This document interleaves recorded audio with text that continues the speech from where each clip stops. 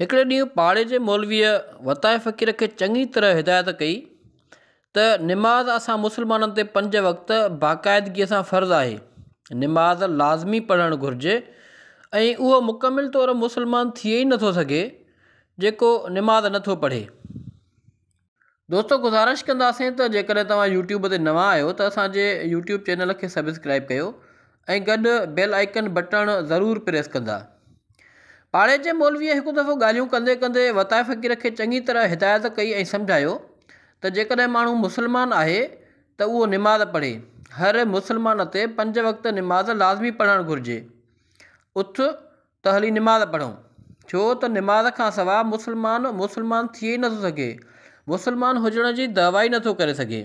वतायो फ़क़ीर बि मौलवी साहिब जे ॻाल्हियुनि में अची वियो ऐं मौलवी साहिब सां गॾिजी मस्जिद जे तरफ़ वधणु लॻो ऐं निमाज़ जे लाइ तयारु थियो।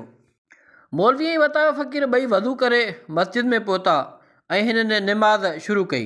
जीअं ई निमाज़ पढ़णु शुरू कयऊं, अञा अधु निमाज़ में ई हुया त ॻोठ मां को माण्हू भॼंदो आयो ऐं पोयां वॾियूं रड़ियूं करे चवणु लॻो त वतायो फ़क़ीर वारो कर यार, तुंहिंजे घर जे लोढ़े खे बाहि लॻी आहे, जल्दीअ घर अचु ऐं जल्दीअ घर पहुच।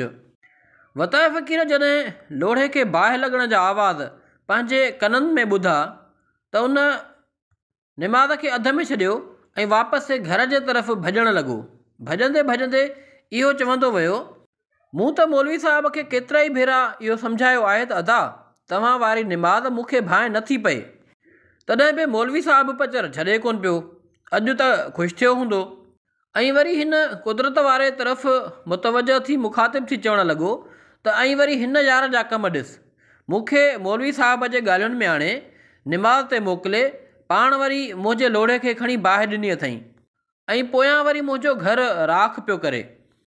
दोस्तो, इन तरह जूं वधीक किसा, कहाणियूं, ॻाल्हियूं, आखाणियूं जिननि परनि, बादशाहनि, वज़ीरनि, देवनि, लोक अदब कहाणियूं, इस्लामी वाक़ियात, इस्लामी ॼाण ते मुश्तमिल मुख़्तलिफ़ वाक़िया ऐं कहाणियूं, दुनियावी, इस्लामी, सबक़ आमोज़, इख़लाक़ी कहाणियुनि ते मुश्तमिल वीडियोज़ जे लाइ असांजे यूट्यूब चैनल ते अचो, असांखे सपोर्ट कयो, असांजे वीडियोज़ खे सब्सक्राइब कयो, असांजे वीडियोज़ खे ॿुधो ऐं असांजे वीडियोज़ ते कमेंट कयो ऐं असांजे वीडियोज़ खे शेयर कयो।